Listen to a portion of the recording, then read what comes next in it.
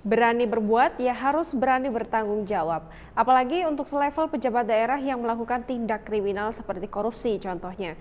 Diduga menyelewengkan dana bansos COVID-19 hanya untuk foya-foya main judi, Kepala Desa Sukuwarno Kecamatan Sukakarya, Kabupaten Musirawas terancam pidana mati.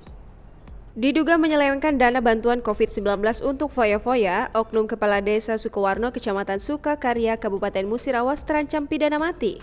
Terdakwa Askari menjalani sidang perdana kasus ini secara virtual di Pengadilan Tipikor Palembang dengan majelis hakim yang diketuai Sahlan Effendi pada Senin 1 Maret 2021 lalu.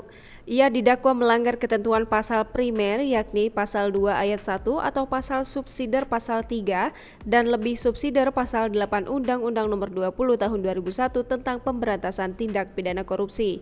Meski begitu, Abu menjelaskan bahwa penetapan hukum bagi setiap terdakwa akan dijatuhkan sesuai dengan fakta persidangan.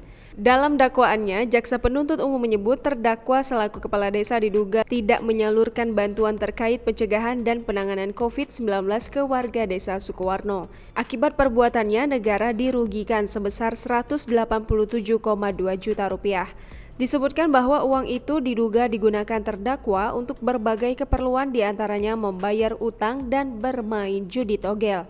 Saat dikonfirmasi Kasih Pitsus Kejari Lubuk Linggau, Yuriza Antoni mengatakan, terdakwa Askuri diduga telah menyelewengkan dana bantuan COVID-19 yang mestinya ditujukan bagi 165 kepala keluarga. Terkait ancaman pidana mati sebagaimana hukum maksimal yang didakwakan JPU terhadap terdakwa, Yuriza mengatakan hal tersebut akan dipertimbangkan sesuai dengan bukti dan fakta-fakta di persidangan untuk selanjutnya menjadi bahan pertimbangan dalam menentukan tuntutan.